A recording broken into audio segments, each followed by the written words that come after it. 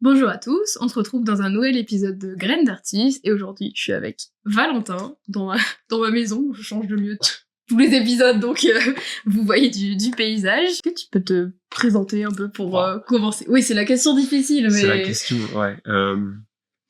Je suis Valentin, je fais pas mal de trucs qui touchent à l'art, donc j'écris, je fais de la photo, de la vidéo, des courts-métrages et là en ce moment je suis un cursus qui est sur l'écriture. Vraiment focus sur l'écriture, mais aussi bien pour du cinéma que du jeu vidéo ou un bouquin, de la BD. Alors ma deuxième question, j'ai envie de te demander, c'était quand, par exemple, tu as eu ta première, je sais pas, caméra, appareil photo, genre comment c'est venu, comment tu es... Premier appareil photo, je pense que j'avais 7 ou 8 ans, mais c'était pas ceux avec un objectif intégré en fait. Ok. Les tout petits trucs. Et après j'ai eu un atelier de stop motion. Je sais pas si tu vois les 26 couleurs. Ouais, ok. Et donc le mec nous présente le stop motion et je sais que mon tout premier film c'était un truc avec des Lego. Indiana Jones, je crois, qui faisait un petit saut avec son fouet, qui s'envolait. Mais je l'ai perdu, je l'ai pas retrouvé. Et donc après, j'ai cassé la caméra en voulant faire une vidéo YouTube. Donc j'en ai racheté une... Les débuts du youtubeur ont mal commencé. Ouais. Mais ça, c'était l'ancienne caméra de mon père. Du coup, j'ai eu la mienne, parce que elle était morte. Continué à faire de la photo, de Lego, du stop motion. Et puis j'ai eu un téléphone, et je n'en pouvais plus de l'autofocus dégueulasse de la caméra. Donc j'ai arrêté totalement. Je faisais vraiment plus trop de photos, mais beaucoup de vidéos au téléphone. Donc on a commencé à faire des premiers courts-métrages avec ça. Et en bossant sur Métamorphose, c'est là que je me suis dit, ok, j'ai envie de faire des flous d'arrière-plan, des effets de caméra. Et je me suis dit, ok, je veux racheter une caméra. Et à ce moment-là, je me dis, est-ce que j'ai envie de faire que de la vidéo? Et dans ce cas-là, je pars chez Sony, ou est-ce que j'ai envie de faire aussi un peu de photos? Et je savais que c'était quelque chose qui m'avait beaucoup plu, donc je me suis dit, go faire un truc qui soit polyvalent. Et là où je m'attendais à faire 90% de vidéos et 10% de photos, j'ai fait 90% de photos et 10% de vidéos. Bon au moins t'as les deux, les deux sens. Ouais. Mais du coup, c'était vraiment là la découverte quand j'ai acheté la vraie caméra, parce que c'est là que tu gères l'objectif, l'ouverture, etc. Ça, c'était quand j'avais, je sais pas, 17 ans, 18 ans. T'as dit donc, ça comme si t'avais 36 maintenant, et c'est pas le cas, hein, c'était pas si... C'est arrivé tard, en fait, le fait d'avoir un vrai matos. Et du coup, au début, tu faisais, enfin, même avec, du coup, on va dire téléphone ou ce que t'avais avant, tu faisais quand même déjà beaucoup de choses, enfin, t'explorais avec ce que t'avais. Ouais. Mon tout premier court-métrage, c'était que... c'était même pas un iPhone, si seulement ça était un iPhone. C'était un truc Android, un Xiaomi, je pense. Mais en fait, j'étais assez bluffé de voir à quel point tu pouvais aller loin. Bon, après, t'as pas mal de paramètres que je connaissais pas. Donc, plus je l'ai utilisé, plus j'ai découvert, je peux bloquer l'exposition, et donc la lumière, elle va pas vibrer sur ma vidéo ou quoi. Et maintenant, moi, je vois les derniers iPhones, je suis comme un gosse, parce que t'as de la 4K, t'as du log, tu peux vraiment tout retoucher comme mais mon père a acheté le nouveau, et ça me fait penser parce que moi, j'ai genre le 13, donc il est vieux, entre guillemets, mais il fait très bien. Tu sais, le zoom, juste, il zoom en x5, c'est net. Aberrant. J'étais là, mais moi, je zoome en 1,2. C'est flou. C'est catastrophique. Non, mais même sur Android, même les Google, les pixels là, ils ont l'air... Mais puis il y avait ce truc d'Orelsan, je sais plus, si tu veux faire des films, t'as juste besoin d'un truc qui filme. Ouais. Et c'était vraiment cette découverte de te dire, j'ai pas d'excuses, j'ai un truc qui filme, venez, on va faire un truc. Et je crois que mon tout premier court-métrage, il sortira jamais, c'était affreux. Mais on s'est réunis avec des potes et c'était super, t'apprends plein de trucs. Surtout que maintenant, on revient presque un peu à un truc... Enfin, on voit, il y a le top qualité des vidéos, et quand tu vois certaines choses qui sortent, au final, c'est pas... Enfin, justement, c'est recherché avec un truc un peu plus vieux, ou avec gras, des trucs comme ça, donc au final, c'est bien la preuve que... Finalement, c'est un peu les goûts et les couleurs, la qualité, etc. Donc tu commences à faire des premiers courts-métrages que personne n'a jamais vu, peut-être encore aujourd'hui, mais à quel moment tu te dis que tu veux, je sais pas, en faire ton métier, ou en tout cas en faire tes études, à quel moment tu te dis, bon, maintenant ça y est... je crois que ça vient avant même de commencer les courts-métrages. Okay. Ça vient vraiment... Donc c'est tôt, finalement. Je sais pas si c'est moi qui me suis réinventé ma mémoire ou pas, mais je me suis toujours dit que c'est quand j'ai vu le premier Star Wars, donc je dois avoir 7 ans. Premier, c'est le 1, donc c'est pas vraiment le premier, mais Star Wars 1, j'ai pris une claque et je me suis dit, ok, c'est ça que je veux faire. Et à l'époque, j'étais aussi en mode, je vais être pompier et je veux faire de la BD, je voulais faire les trois. réalisateur, auteur ou voire dessinateur. C'est pas impossible, pompier, t'as des jours de repos. Bah, j'aimais pas le sang, donc pompier, c'est... Ah, ça a vite stoppé. Ça a vite stoppé, ouais. Et après, bah, il y a eu beaucoup ce truc de dire, non, j'ai pas le temps. Ouais, je vais créer des trucs, j'ai pas le temps. Ah, je vais faire un film, j'ai pas le temps.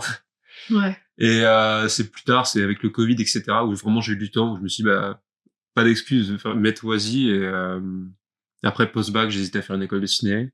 Je l'ai pas fait. Et là, je suis dans une espèce d'école de ciné, donc... Mais c'était un cheminement, mais dès le départ, je savais que je voulais faire de l'art.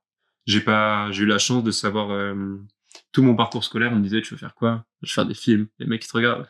Ouais, c'est bizarre, mais au moins, t'as un objectif. Mais souvent, on essaie de te ramener d'abord sur des trucs assez terre à terre. Ah, t'es sûr et tout. Et puis, quand les gens voient que ça reste, au bout d'un moment, ok, c'est pas juste un hobby ou ouais. Mais bah, surtout que, bah, du coup, on a le même lycée et tout. C'est pas forcément le truc qui te dit, en vrai, va faire du dessin, tu vois. Ils sont plus en mode, tu sais, tu pourrais plutôt les faire prépa, machin. Enfin, moi, je sais que c'est ce qu'ils me disaient. Mais maintenant, avec le nouveau bac, je sais pas si ça aide, vu qu'il y a plus de spé. Bah, je sais pas. Si ça a ouvert un peu les prépas. Bah, déjà, t'as certains lycées où t'as option ciné, je crois. Ouais. Donc, là-dessus, ça peut aider. Mais moi, ce qui a changé entre quand t'étais au lycée et quand j'y étais, c'est juste un prof. Philippe Flécher, j'adore ce mec. C'était un prof de maths, je suis nul en maths, je l'ai jamais eu en tant que prof de maths, mais il a aussi lancé, quand il est parti, il y est plus, mais il avait lancé un atelier cinéma, donc vraiment où la moitié du temps tu voyais des films, l'autre moitié tu faisais un court-métrage. Donc c'est dans ce cadre-là que j'ai fait mon premier court-métrage. Et il avait lancé un atelier théâtre, un atelier ciné-club juste pour voir des films. Ouais, c'est cool. Et donc en fait, en dernière année, je faisais son atelier cinéma, j'allais des fois au ciné-club, je faisais le théâtre avec mon ami, donc grâce à lui, il y avait quand même cette dimension artistique qui existait probablement pas quand il était. Ouais. Ah non, moi, il y avait que prépa Sciences Po, je crois. Je sais pas si on encourage trop, enfin, même en général, tu sais, vers des trucs artistiques, et en même temps, parfois, c'est tellement bouché ou compliqué après que... Ouais. Je pense qu'il y a tout cet aspect-là. Bah, j'ai l'impression, mais c'est peut-être parce que je baigne dedans, que t'as tout un espèce de regain d'intérêt pour la com. Ah ouais, je veux bosser dans la com et tout. Et là, c'est archi surchargé. Les trucs vraiment artistiques, je sais pas si s'il y a autant de personnes qui veulent vraiment faire de l'art, ou si ça repart dans la com, etc. Ouais. Bah, je pense que le truc compliqué, c'est que si tu veux faire un truc en tant que peut-être justement indépendant ou vraiment très artistique, au final, ça va peut-être être dur, mais il y a que toi. Tu vas bosser, tu sais, de manière indépendante et tout ça, mais après, dans ceux que je connais, du coup, qui travaillent déjà, ou qui en tout cas essayent dans le domaine, soit... j'ai une amie qui a fait pareil, école de cinéma, d'autres qui ont fait, comment on appelle ça, animation 3D, des choses comme ça. Et au final, la sortie de l'école et genre la rentrée trouver un taf, ça a été super, super dur. Et en fin de compte, même s'ils sont plutôt bons, enfin après je suis pas experte, tu vois, du juge, mais c'est pas un problème non plus de manque de talent, je veux dire. Et en fait, il y en a plein, ils sont, tu vois, ils savent pas quoi faire parce qu'ils trouvent pas de travail du tout. Et même ceux qui ont fait cinéma, au final, ils travaillent dans la com ou dans la pub. Tu sais, genre, au final, c'est pas la voie de base qu'ils avaient choisi parce que je pense que c'est compliqué aussi. Donc ouais, je sais pas. Non, je suis d'accord, ça se recroise. Je sais pas. Mais oui, du coup, tu pars... je pense que tu fais un BUT un peu large, en fait. C'est même pas si... Ouais, le BUT, c'était vraiment... Ou bien je fais une école de ciné, c'est ultra spécifique, et je vais faire que du cinéma. Et donc, j'ai commencé à regarder toutes les vidéos possibles sur YouTube, en anglais, en français, de mecs qui avaient fait des écoles de ciné. J'étais là en mode, ok, je vais avoir un carnet d'adresses et accès à du matos. Parce que tout ce qui était cours, je pouvais l'apprendre par moi-même. Et donc, j'étais en mode, bon, je vais continuer d'apprendre par moi-même sur un temps libre. Et avec le BUT, je touchais à création de site internet, qui me plaisait pas mal, à la vidéo, donc je continuais quand même de gagner des compétences, au marketing et tout un tas de trucs. Et à ce moment-là, j'étais vraiment focalisé, je veux faire une auto-entreprise ou un truc comme ça. Et là, j'avais toutes les cordes à mon arc pour faire ça. Donc je me suis dit, vas-y, BUT. Et après le BUT, ok, maintenant j'ai besoin d'un carnet d'adresses et j'ai besoin de telle et telle compétence très spécifique. Et donc c'est pour ça que là, tu vas aller taper dans une école bien plus resserrée, en fait. Mais j'ai adoré ce truc-là d'avoir une formation qui était aussi ouverte. Bah, c'est un peu le schéma qu'ont les grandes écoles, le truc comme ça. Genre moi, je vois que Sciences Po, c'était pareil. Au début, en fait, t'as l'impression que tu fais tout et n'importe quoi, tu sais pas où tu vas, et après, ça se resserre. Pareil, au master. Je pense que ça t'évite... Enfin, c'est plus simple dans ce sens-là que même si tu veux faire autre chose après, que d'avoir fait un truc très spécifique et de vouloir changer vers un truc, c'est large après. Mais oui, donc du coup, au final, tu fais photo, vidéo, même création de site. Enfin, je pense que ça doit t'apporter plein de choses. Enfin, tu dois pas t'ennuyer, finalement. Non. Ça doit être varié. C'est quoi, toi, ce qui... Enfin, je sais pas s'il y a quelque chose que t'as trouvé plus dur ou pas. Bah, en vrai, un peu dans tout. Peut-être un peu moins dans les sites internet. Enfin, j'adore le fait de faire le site internet. Enfin, c'est pas le fait de faire le site internet que j'aime bien. C'est genre imaginer à quoi ça va ressembler visuellement, les animations, etc. Après, la partie code, et à ce défi, est-ce que je vais réussir à faire ce que j'ai en tête? Donc, c'est un peu cette espèce de défi mental qui est intéressant. Mais je pourrais me passer du défi mental juste pour faire la maquette. Ok, j'ai ça en tête, c'est ça que je veux. Tiens, fais-le à ma place. Je pense que maintenant, le site internet, je pourrais m'en détacher. Donc, ça veut pas dire que je peux plus en faire, mais ouais, c'est pas dessus. Non, et puis ça demande un travail pas de dingue, mais t'es obligé de rester tout le temps à jour. Donc là, ça fait pendant 6 mois, presque 1 an, j'ai arrêté d'y toucher totalement. Je sais qu'il y a plein de trucs qui sont sortis, de nouvelles façons de mieux faire les choses. Ouais. Je suis pas au courant. Donc, si j'arrête pendant 6 mois, ça veut dire que faut que je rattrape mon retard de 6 mois en termes de techno. C'est chiant, tu dois être toujours là. Enfin, il y en a qui adorent ça, mais j'adore faire de la veille, mais là, c'est vraiment de la veille tout le temps. Ouais, moi, ça va super vite. De toute façon, ça évolue. Ouais.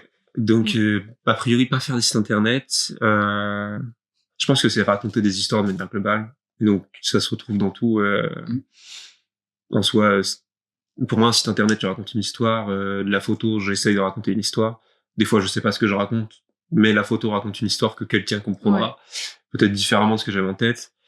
Et puis, tout ce qui est rédaction de scénarios et faire les courts-métrages, là, tu vois l'histoire à fond. Et t'as des trucs, justement, pour Enfin, quand tu vas faire... du coup, c'est peut-être différent entre photo et une vidéo, par exemple, mais est-ce que souvent, tu vas travailler avec une idée que tu vas mettre en photo ou en vidéo, ou est-ce que des fois, c'est plutôt... Tu vas... Je sais pas, t'es dans un lieu, t'es dans un endroit, tu vas créer quelque chose, et après, tu sais, vont découvrir une histoire. Est-ce que t'as des espèces de schéma un peu justement de création, ou vu que tu dis que tu veux créer des histoires, il faut quand même y réfléchir un petit peu, ça vient pas forcément...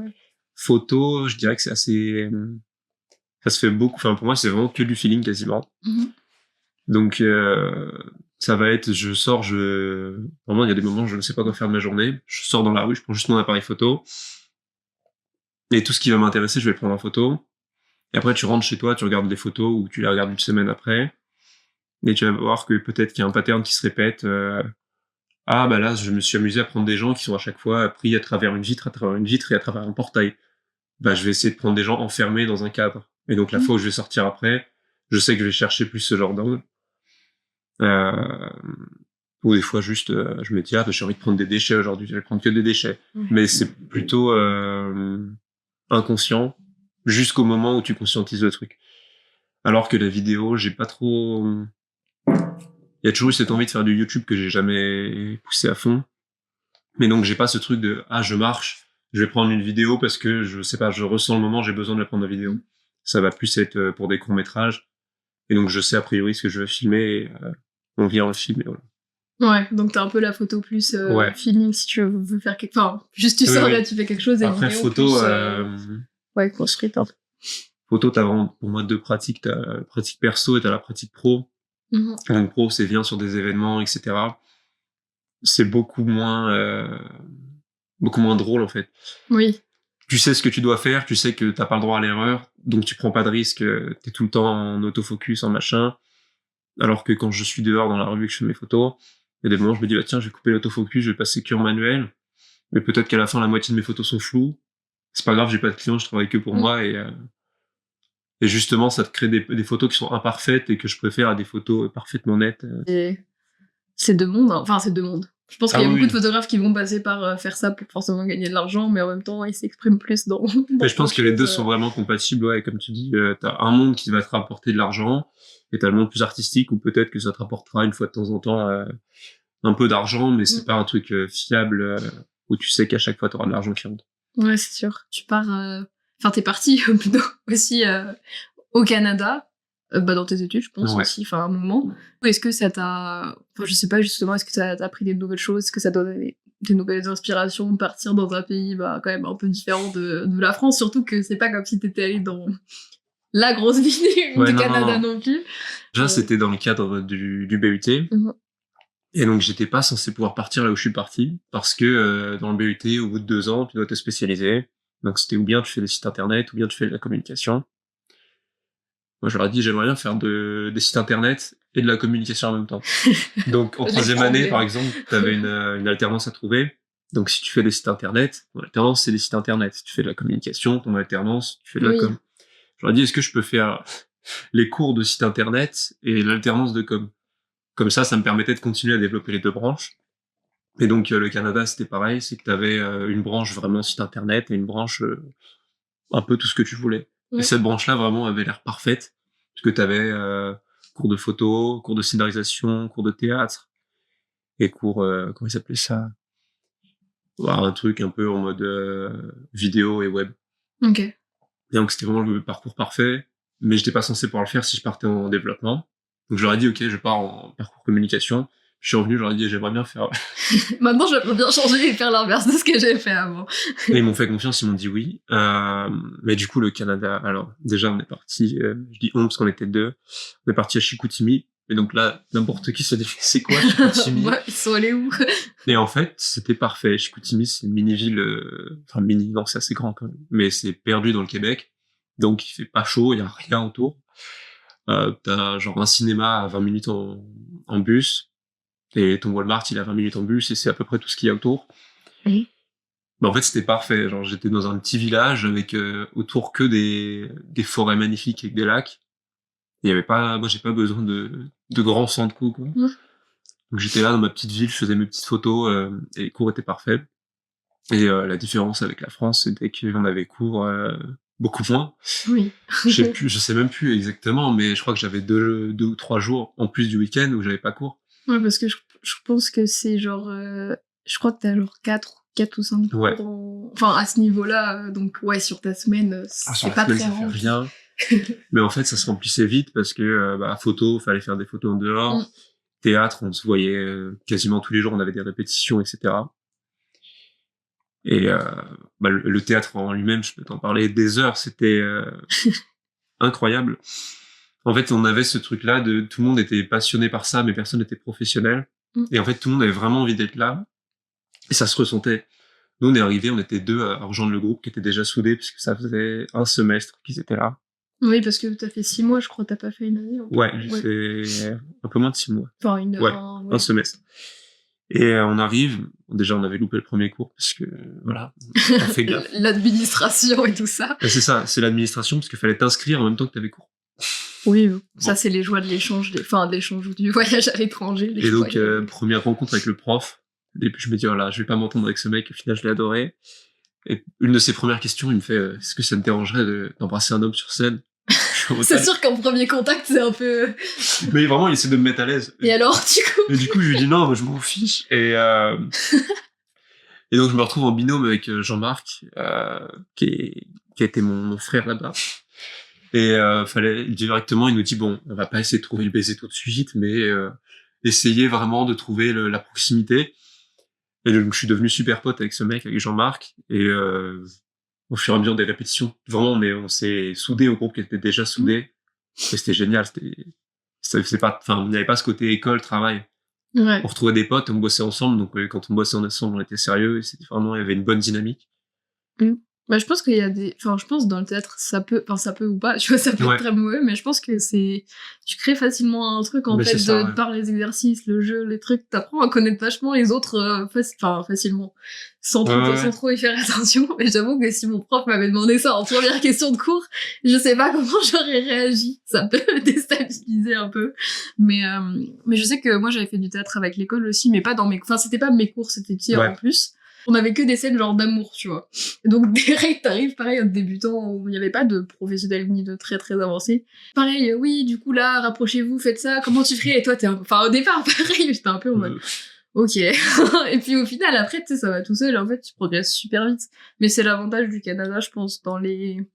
Tu sais, dans leur façon un peu d'approcher les trucs, c'est quand même souvent bienveillant et les autres aussi, donc tu t'avances. Mais ouais, du coup, passion théâtre. Enfin, est-ce que t'avais déjà fait du théâtre avant ou est-ce que ça t'intéressait, du coup, tu nous as dit par l'histoire, par etc. Mais est-ce que t'avais déjà pris des cours, des trucs comme ça en tant que tel? Ouais, j'avais fait du théâtre jeune, en fait.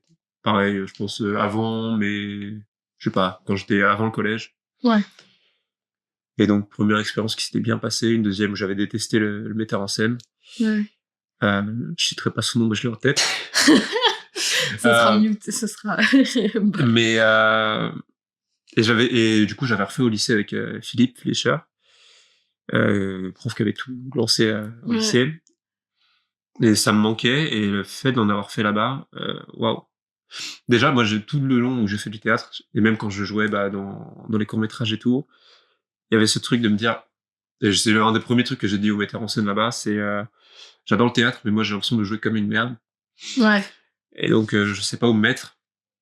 Et il était vachement rassurant là-dessus, et je sais que quand on a fini, en fait c'était un module sur la dramaturgie. Donc vraiment que des pleurs, des machins. Et donc on a fait 3 représentations. Et un prof d'une autre matière où on était 60 pour le coup, vient à la fin du dernier cours. 60, moi je pensais qu'il connaissait même pas mon prénom. J'adorais votre prestation, et pendant 10-15 minutes, en boucle, il m'en parle. Il faut pas que vous lâchiez, il faut que vous continuiez à la dramaturgie. Et moi, au bout de 3 minutes, j'ai dit 15 fois merci. Je ne sais plus où me mettre, quoi. Ouais. Et en même temps, ça fait ultra plaisir parce que c'est pas mon père qui va me dire, ah, je trouve que tu joues bien. Ouais. C'est quelqu'un qui a aucun intérêt à venir me dire, j'ai adoré ce que t'as fait, et qui vient quand même, et donc je sais que c'est vrai, qu'il a vraiment apprécié. Et je pense que ça m'a vraiment aidé avec ce truc cette espèce de jugement que j'avais vis-à-vis de moi-même en jouant. Ouais, mais est-ce que t'avais du coup, enfin, je pense que c'est dur d'avoir déjà le retour sur soi-même en positif. Est-ce que ça te, si je sais pas, genre ça te stresse de monter sur scène, de jouer des trucs comme ça, ou est-ce que t'as pas ce problème-là, on va dire Ce qui est marrant, c'est que quand j'étais jeune, mes premières expériences de théâtre, j'avais aucun stress. Alors monter sur scène, ok, vas-y, je monte, aucun problème. Et plus j'ai avancé dans le temps, plus je pense que j'ai gagné en timidité. Et donc maintenant, j'ai un peu plus ce stress de monter sur scène. Mais ça va, je le gère avant, je me mets à respirer et ça passe. Mais il y a quand même ce truc de, j'ai pas envie de merder sur scène. Qu'il y avait peut-être pas avant où j'étais en mode, allez, on délivre tout ce qu'on a délivré. Maintenant, c'est plus, là, en tout cas, dans la dernière expérience, c'était vraiment, pas forcément vis-à-vis de moi-même, mais plus vis-à-vis de tout ce qu'il y a autour. Le spectacle, il est vraiment cool. Je sais que tout ce que les gens font autour est archi cool. Donc j'ai pas envie d'être le mec qui bégaye sur sa réplique et qui fout le truc en vrac. Ouais. Des fois, je pense qu'il faut pas trop tant stresser ou tant se mettre de pression que ça, parce qu'au final, le public, il verra toujours moins que toi. Bah surtout que le public, il connaît pas. Ouais. Donc même une réplique, tu peux changer un mot, le metteur en scène t'attrapera et te cassera en deux après, mais le public, non. Et en fait, je viens de me rappeler que la première, je crois que j'ai foiré, je sais plus si c'est une phrase ou un mouvement, je crois que c'est un mouvement, qu'on a fait, on devait faire une fois, on l'a fait 2 fois, et moi, ça m'a sorti du truc. Donc après, t'essayes de re-rentrer dedans. C'est ça qui est le plus dur. Mais tout au long de la pièce, après, je te dis, putain, j'ai merdé. Le metteur en scène, il a vu le foirage, il m'a dit, bon, demain, au moins, je sais que demain, tu le recommenceras pas. Et le lendemain, c'était parfait. Moi, je pense que c'est une progression. Enfin, dès que t'as plusieurs représentations, c'est une progression. Il y a forcément des jours où ce sera moins bien et d'autres où ce sera... Mais ce qui est dur, c'est de rester dans le truc une fois que t'as merdé, je pense. De dire, ok, le mouvement était pas parfait, ok, je me suis trompé de réplique, ok, je me suis vautré sur scène. C'est pas grave, je me remets dans le truc et je continue. Ouais, non, c'est super dur. Il y a des gens, je pense, qui ça les pousse à faire direct, c'est genre mieux, ils vont presque mieux jouer que t'es avant, entre guillemets. Et il y en a, je pense, ça fait un peu perdre les moyens, et du coup, là, c'est la fin, mais c'est dur de se dire, j'ai raté, mais je continue, tu sais, comme si de rien n'était. Donc, ouais, non, je peux comprendre. Je sais que le metteur en scène nous répétait, pendant les répètes, arrêtez de vous regarder jouer. Parce que il y a toujours ce truc de tu te contiens un peu, puisque t'as cette forme de honte. Et tu arrêtez de vous regarder jouer, et tout de suite, ça part, tu vois les gens vraiment, où le switch s'active, et ok, là je le vois vraiment, je vois qu'il a plus aucun filtre et qu'il joue à fond. Et je sais pas si j'ai atteint ce truc encore. Moi, je pense que, de toute façon, à mon avis, c'est un peu... Je pense que tu peux peut-être pas toujours faire plus, mais je pense plus tu grandis et des trucs comme ça, plus tu sais, t'es apte à faire ça facilement. Oui. Et je sais plus avec qui je discutais, je crois que c'était un danseur qui disait, bah en fait, quand t'es jeune, tu vas vouloir, tu sais, les gros rôles, mais c'est toujours les mêmes, justement, traits de caractère un peu. Du coup, t'apprends à faire un personnage, mais c'est un peu le même. Et en fait, quand tu vieillis et que tu peux plus faire, 50 000 pirouettes, et ben en fait, tu veux les rôles, tu sais, la belle-mère, le méchant, parce que justement c'est beaucoup plus un peu caractériel, théâtral et tout, et du coup tu sais pas le faire en fait quand t'es jeune un peu. Enfin tu sais pas le faire. Oui, t'as pas l'expérience. Alors que là t'en as plus rien à faire de faire un truc comme ça. Et du coup je trouvais ça intéressant et je pense que c'est un peu, logiquement plus t'apprends et plus tu fais des trucs dans ta vie en fait, tout simplement, plus tu sais jouer des choses après quoi. Donc moi il y a un mois j'ai dû jouer une femme enceinte qui a couché. Wow. Et alors je peux te dire que c'était mon premier rôle à la télé et mon premier rôle où je parlais. Donc en gros, déjà moi je pensais que j'allais faire de la figuration, je reçois le contrat, je vois que j'ai un texte à prendre, tu vois, j'étais là en mode ok, bon c'est 4 lignes, tu vois, mais j'étais là ok. Et là je vois que je suis une femme enceinte. Bah ça fait bizarre hein, comme première expérience. Je sais pas si t'as des conseils ou des trucs qui t'aident à toi te mettre dans les personnages ou dans les rôles, etc. Parce que des fois, quand c'est trop proche de toi, c'est dur. Mais si c'est très éloigné, t'as pas forcément le point de repère non plus pour te plonger dedans. Mais par contre, je sais même pas, non. Je crois que j'ai pas de tips. Parce que c'est tout naturel. Non, mais mon approche du théâtre et du jeu, elle a beaucoup changé au Canada. Parce que moi, j'avais ce truc qui est très américain, un peu de l'acteur studio. Ton personnage vient en dépression, soit en dépression... Ah oui, donc tu vivais... j'essayais de vivre... Et en fait, là-bas, c'est pas du tout ce qu'il attendait de nous. Il attendait de nous plus un... C'est pas un simulacre, mais... par exemple, pour pleurer, il nous expliquait, c'est juste une technique de respiration. Il a pas besoin que tu ailles penser à ton chat, ton chien décédé, etc., que tu te mettes dans un mindset de fou. Non, il veut avoir la respiration qui produit les pleurs. Et donc maintenant, je suis en espèce d'hybride entre les deux, parce que quand je suis acteur, ça me dérangerait pas de me mettre dans les pires mindsets ou les meilleurs mindsets. Mais par contre, si je suis réal, j'ai pas envie qu'un acteur soit dans le pire mindset. De même que j'ai à choisir si c'est un acteur ou moi qui doit faire une cascade, je préfère que ce soit moi, parce que moi, si je me blesse, c'est mon projet, c'est pas grave. Alors que si c'est un acteur, je me vois mal lui demander vas-y fais ça et tu pourrais te blesser derrière. Enfin, c'est parce que j'ai pas le budget de bosser avec des cascadeurs. Mais... Oui, c'est ce que j'allais dire. Mais bon, c'est normal, je pense que faut bien commencer quelque part. Mais je pense que tu peux avoir une espèce d'hybride entre les deux, où tu vas commencer par trouver les pleurs physiquement, mais après tu peux peut-être les renforcer par associer à un sentiment, machin. Mais il faut faire gaffe, parce que ça les détruit, quoi.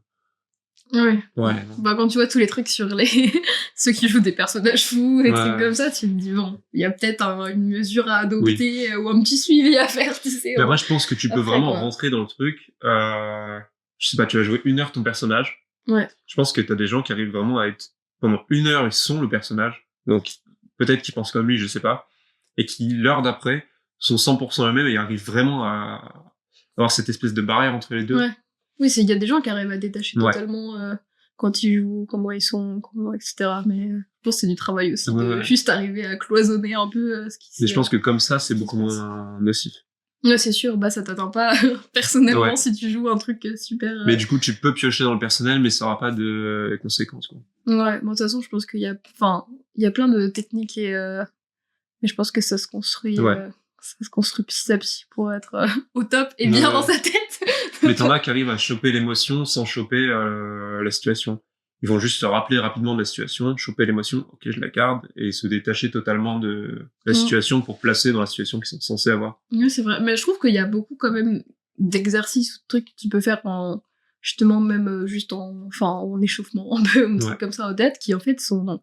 je trouve ça fou comment ça arrive, t'arrives à parfois, tu sais, sortir justement, ça marche pas avec les émotions, mais là c'est plus dur, mais t'arrives à sortir des trucs de nulle part alors que t'es pas triste, t'es pas content ou rien, juste on te dit fais ça, et que t'as pas le temps de réfléchir, donc en fait ça sort naturellement, donc je pense que c'est comme ça qu'après t'arrives peut-être à sortir les émotions sans sortir tout le drame ou le truc qui va derrière, mais faut bosser. C'est ce qu'il faut retenir. Oui. J'avais envie de parler un peu de ton... du coup, de ton court-métrage, enfin, le dernier, enfin, on va dire celui qui est sorti en tout cas. Je crois que tu l'as quand même préparé, genre, enfin, pendant assez longtemps. Comment tu le débutes un peu, enfin, d'où est-ce qu'elle te vient l'idée de ce court-métrage et c'est quoi le tout début, genre, je veux faire mon court-métrage, il se passe quoi Mais au tout début, ça part de... c'est un truc improbable. T'as une chaîne YouTube d'un mec qui parle d'actualité geek. Okay. Il y a un autre mec qui vient animer peut-être 2 semaines cette chaîne, et après il s'en va. Mais je continue de suivre ce mec qui est parti. Et il fait un DUT, en fait il fait le même DUT que moi, mais bien des années avant. Et dans ce cadre-là, il rencontre un autre mec et ils font un court-métrage qui s'appelle Condamné. Et si je te le pitch, c'est un truc de zombie en France. Okay. C'est marrant, ça se rapproche du mien. Et ils font une suite l'année d'après, je crois. Et en fait, à ce moment-là, moi, je tiens un compte un peu d'interview de plein de trucs sur Instagram, et donc je leur propose une espèce d'interview. Donc, il y a toutes mes questions, etc. Et ce qui ressort pour moi d'intéressant des 2 courts-métrages, au-delà des courts-métrages eux-mêmes, c'est leur volonté de dire, on est en France, il n'y a pas d'armes à feu, il y a des armes à feu, mais il y en a bien moins que dans un Walking Dead ou quoi. Et donc, comment une apocalypse zombie se passerait en France? Et partant de là, eux, ils l'ont fait, je sais pas où, mais dans les montagnes, un peu dans la campagne. Okay. Je me dis, je suis à côté de Paris, ce serait trop bien d'avoir ça à Paris. Qu'est-ce que ça donnerait à Paris? Et donc, je leur envoie un message, je leur fais, bon, les gars, est-ce que je pourrais bosser sur, pas un spin-off, mais un peu qui se passerait sur Paris? Ils me disent, en fait, objectivement, maintenant, je pense que ils tape total, genre. Ils sont en mode, bah, vas-y, fais ton truc, cool.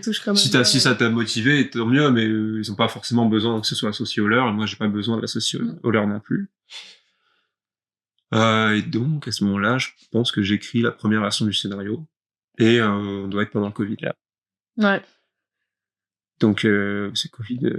À ce moment-là, j'ai écrit 3 autres scénarios avant ça, qui n'ont rien à voir. Okay. Et je fais une pause, j'écris ça, en me disant, on va avoir l'été, ce serait bien qu'on le tourne sur une semaine. Et dans ma vision de base, c'est vraiment, t'as 2 personnages que tu vois autant l'un que l'autre, qui ont 2 visions totalement différentes de comment se comporter dans un monde qui n'a pas de règles. Il y en a un qui pense que justement, faut accepter le fait qu'il n'y ait pas de règles et pas foutre la merde, mais il se pose plus aucune question, quoi. Il fait complètement perdu, complètement fou. Et l'autre, c'est au contraire à se dire, non, même s'il n'y a plus de règles, moi je peux pas tuer quelqu'un, c'est contre ma morale, contre mes principes. Et pourtant, c'est 2 personnages qui sont proches au départ, et voilà. Et donc, je voulais mon cousin pour jouer l'un des 2. Je voulais jouer avec mon cousin, donc je voulais jouer l'autre. Mon cousin me dit, je pense que ça va pas être possible, etc. Et à ce moment-là, pour moi, c'est pas j'ai fait un déni total. Et donc, j'ai continué de préparer le truc, etc. Pour que, à la veille du tournage, il me dise, mais non, mais je t'ai déjà dit, je peux pas. Ouais. Je suis en mode, putain.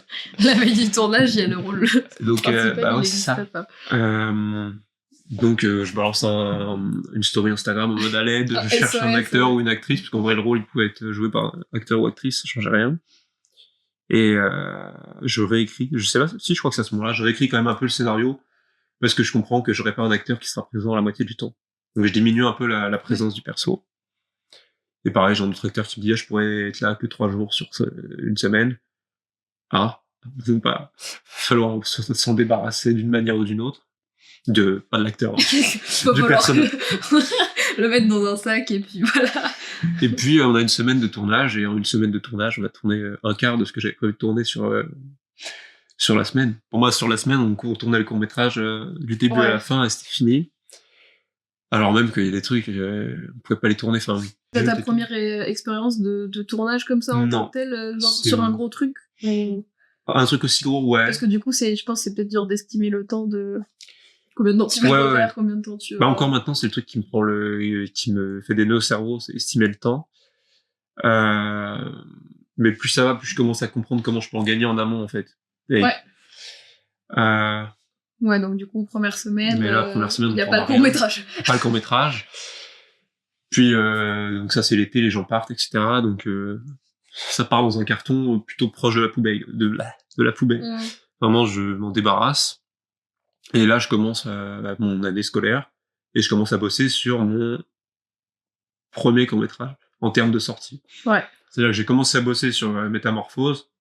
Ensuite, j'ai commencé à bosser sur le court-métrage. Le court-métrage est sorti. Métamorphose est sorti bien après. Bon, en soi, j'ai commencé d'abord. Oui. Et Métamorphose, du coup, à ce moment, quand je commence, c'est la deuxième fois que je tourne un truc. Mmh. Et tout ce que j'ai retenu de la première expérience, c'est, avant Métamorphose, du coup, c'est ne travaille pas avec que tes potes. Parce que mes potes, j'adore ces mecs, mais tous ensemble, ils peuvent pas travailler. C'est trouve tes potes qui sont capables d'être sérieux ensemble. Ouais, bah c'est différent d'être ami avec quelqu'un et de travailler avec quelqu'un. T'as des personnes qui sont ingérables sur un tournage, c'est pas possible. Surtout quand ils sont réunis ensemble. Il a tous la liste d'amis, après il a dit toi c'est non. Bah il y en a, j'ai fait toi c'est non ou toi c'est non, toi je pourrais, mais alors t'es que dans une scène et t'auras pas d'autres personnes sur la scène. Parce toi tu travailles pas avec telle personne parce que ça marche pas. Je sais que si je suis que avec toi, ça pourra le faire. Si on a deux autres personnes, tu vas essayer de les faire rire, ça marchera pas. Et mais c'est la seule expérience que j'ai. Donc à part me dire je prends bien mes acteurs, non, gérer les timings, etc. Impossible. Et donc je bosse sur le deuxième court-métrage qui sort. Et on arrive sur l'été, donc là j'ai fini mon lycée, je crois. Ouais, c'est ça. Je termine mon lycée, je viens d'avoir un appartement et je suis en mode, bon, j'ai envie de me lancer sur YouTube, à nouveau. Donc je pars, je me dis j'ai une semaine, sur cette semaine je dois écrire un script de YouTube. Et éventuellement si j'ai le temps, mais c'est vraiment si j'ai le temps, ça passe bien après, je reprends le scénario et je regarde comment je peux le bidouiller pour en faire quelque chose d'autre. Donc c'est une réécriture et voir est-ce que je garde les scènes que j'ai déjà ou pas. Donc déjà première soirée, je la passe allongé par terre parce que j'avais trop bu avec mon cousin qui pour le coup était dispo pour boire. Mais pas pour tourner, bah c'est bizarre. Et donc la journée d'après c'est mort. Donc en fait sur mes 5 jours il m'en reste 3. En fait la vidéo YouTube s'écrit en une journée et les 2 jours d'après je les passe à écrire une deuxième version. J'ai réfléchi à est-ce qu'il y a eu une troisième version. Sûrement, mais en gros, la deuxième version, là, je me dis, ok, j'ai un truc qui me plaît, etc. Et donc là, on repart en tournage pour tourner, je sais même plus quelle scène. Je crois qu'on tourne une scène cette fois avec mon cousin, donc là, il a un tout petit rôle, c'est un zombie à un moment. Mais je suis content parce que je tourne avec lui. Est-ce que c'est là où vous vous battez ou si lui lance la bouteille? Ouais, c'est lui. J'ai vu, je vois le cousin. Donc c'était personnel. C'était personnel, c'était pour la fois d'avant où il avait eu un rôle cool, mais qui n'est pas venu. C'est ça. Puis du coup, on tourne un peu, là, on arrive à tourner. Je savais qu'on tournerait partout, mais on tourne des petites scènes, donc plus rien pendant 1 an. On tourne l'été, plus rien pendant 1 an, on tourne l'été. Et donc là, ça fait 3 ans qu'on tourne, mais que les étés. Ouais. Et j'ai tout ce qu'il me faut, sauf une scène. Faut que je réussisse à réunir 2 personnes le même jour au même endroit, ce qui semble impossible. Ok. Pendant 1 an, j'essaie d'avoir le même jour au même endroit, impossible. Et puis je pars au Canada, et là, j'en peux plus, je me dis, vas-y, il va sortir le truc, il est temps. Donc j'ai annoncé une date, etc. Je crois que c'était janvier 2023, un truc comme ça. J'ai une affiche, je sors tout un tas de trucs. Je suis même pas sûr d'avoir une bande-annonce. Et puis en janvier 2023, je suis accaparé par le Canada, des trucs à finir pour limiter, etc. Je me dis non, c'est pas grave, je décale. Et je rentre du Canada, les astres s'alignent enfin, je peux tourner avec les deux au même endroit. Donc c'est Philippe et Archibald. Philippe qui était d'ailleurs le prof qui faisait le théâtre, etc. Okay. Donc je suis trop content, j'étais sur le tournage, etc. Et lui, il devait filmer en parallèle un projet, il filmait son propre court-métrage, sur lequel il voulait qu'on joue avec Archibald. Donc c'était parfait, en fait, on avait tous les deux un projet au même moment avec les mêmes gens, et il avait la chance d'avoir comme lieu une église, c'est de Nangis, je crois. Et moi je rentre dans l'église, c'était pas du tout la scène que je devais tourner, celle que je devais tourner, c'est une scène où les deux courent et il y en a un qui vient chercher l'autre en voiture. Ouais. Mais je suis dans l'église, je me dis non, il doit y avoir une scène, le lieu est trop beau pour ne rien faire, et ça marche bien avec les personnages. Donc j'écris sur mon téléphone à l'arrache un dialogue, je leur dis bon, est-ce qu'on peut le faire? On l'a filmé en, je sais pas, 10 minutes. Parce qu'après, il y a un mec qui est arrivé, qu'est-ce que vous faites? Oui, bon, c'est sûr qu'une église, ça peut être un peu particulier. Bah, il n'y a pas d'autorisation de tournage, mais en même temps, on avait le droit d'être là, donc c'était un peu... Ouais. Donc on a fait ça vite. Et après, j'avais tout ce qu'il me fallait. Mais, t'as des... Oh, c'est confus. C'est confus, mais en gros, déjà d'une année sur l'autre, on pourrait se dire, ah, bah, je vais avancer le montage. Pas du tout, puisqu'en fait, j'étais terrifié à l'idée de me voir jouer. Donc j'ai jamais regardé les rushs. Pendant 1 an, ils sont restés sur mon disque dur sans que j'y touche. Donc l'année où j'aurais pu avancer sur le montage et faire les 3 quarts, j'y ai pas touché, je l'ai fait 1 an après. Mais donc, avant de partir au Canada, j'ai quand même une version montée où il manque deux scènes. Alors, une scène plus la scène que je vais rajouter. Ouais. Je rentre du Canada, je tourne ces 2 scènes. Là, j'ai un montage qui est pour moi fini. Et je le montre à mon grand-père, qui ne comprend rien. Mais rien. Ça, c'est bon pour le moral. Et je me dis, bon, il y a juste encore un dernier plan que j'aimerais rajouter. Et donc, on filme ça. Et là, je me dis, voilà, c'est bon, c'est fini, je n'y touche plus. Mais je veux le projeter en cinéma. Et donc, ça devient le truc de je ne le sors pas tant qu'il n'est pas diffusé au cinéma. Et donc, 1 mois passe, 2 mois, Et pour ma rentrée cette année, il fallait qu'on lise un livre qui s'appelait The War of Art, dans lequel, à un moment, l'auteur donne l'exemple d'un pote à lui qui a écrit un bouquin qu'il a jamais sorti. Et je me dis, non, j'ai pas envie d'être ce mec qui a un court-métrage et qui a tellement peur. En fait, c'était vraiment la peur de le sortir, que les gens puissent le regarder, avoir un avis négatif, positif. Et du coup, non, mais il faut que j'attende le cinéma, vous comprenez. Et du coup, je fais non, c'est mort. Et je regarde mes memories Snap, parce que j'utilise encore Snap par moment. Je remonte à un moment, on avait tourné lors d'un été chez un pote à côté de la mer. Et donc, je savais que c'était à peu près en août, mais je savais plus quelle date. Je recherche la date sur laquelle on a tourné, en fait, la dernière scène. C'est une des premières scènes qu'on a tournées, mais je regarde. Je crois que c'est le 4 août. On est le 1er.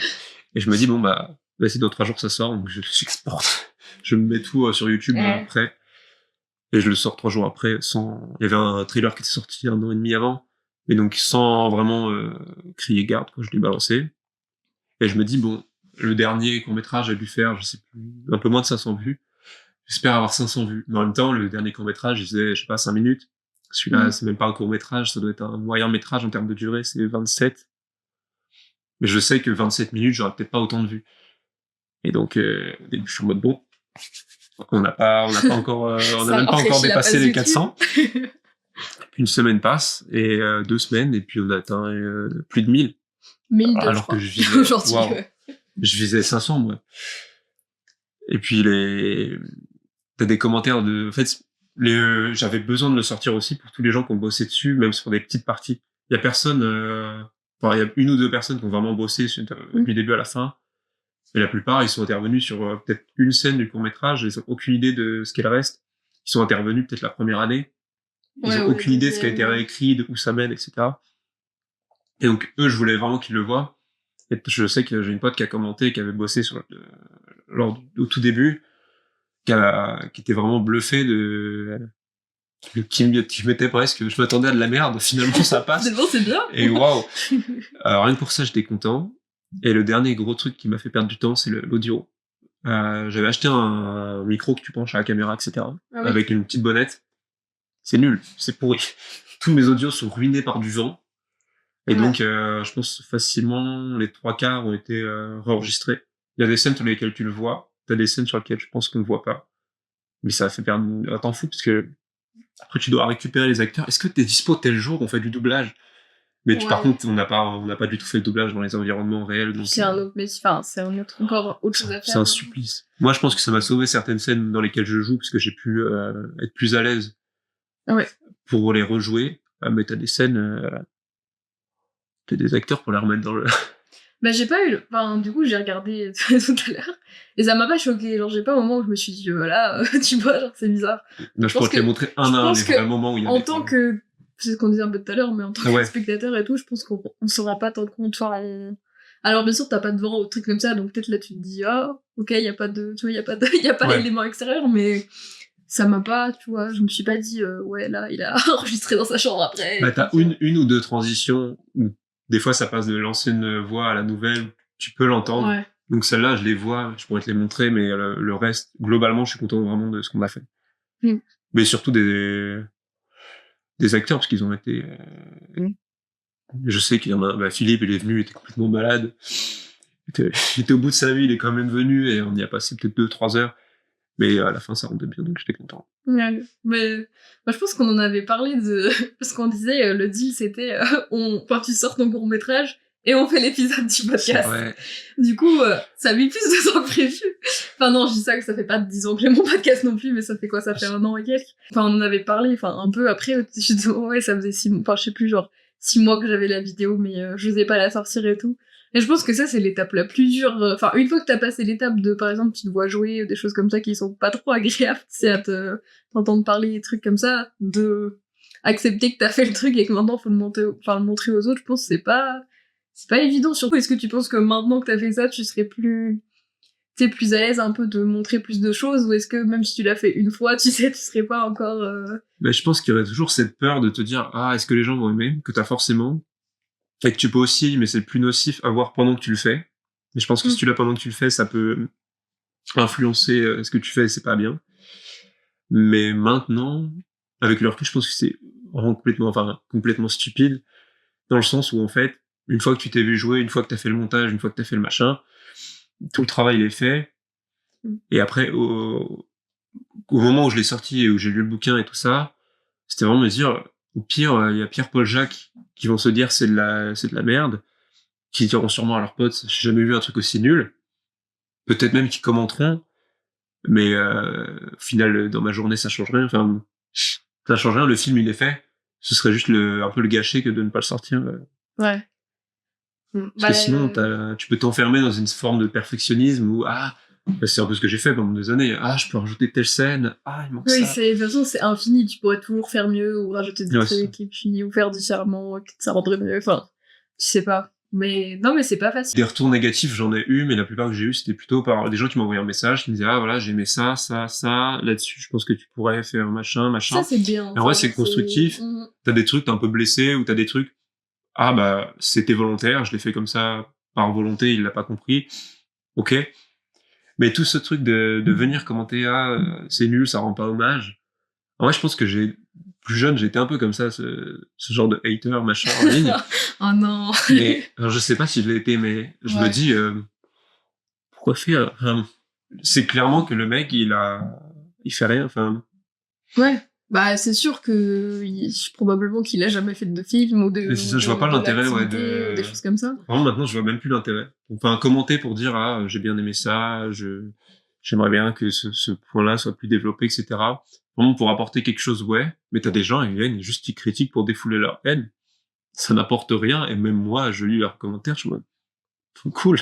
Bah, en fait, à part te démoraliser, tu peux rien en tirer, quoi. Donc, c'est pas... Mais même pas. Moi, j'ai juste l'impression qu'ils perdent leur temps. Parce que du coup, ça m'atteint pas. Ouais, bah, je pense que oui, ça dépend des personnes, mais ouais, je sais pas.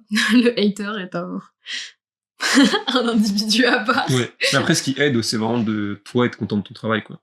Ouais. Non, c'est sûr. Mais c'est pas... Enfin, des fois, c'est pas évident, mais quand t'as des retours un peu positifs ou un nombre de vues, un truc comme ça, bah du coup, forcément, je pense que ça aide aussi à te dire, bon, ok, il y a quand même des gens qui ont aimé, ou des choses comme ça, donc je pense que tu le bases un peu sur les autres aussi. Enfin, forcément. Mais ça, moi, ça m'a fait peur sur la photo, parce que je sais que mes photos sur Instagram, t'en as qui ont très bien marché, et t'en as qui... par exemple, tu prends le portrait, souvent, ça va très bien marcher.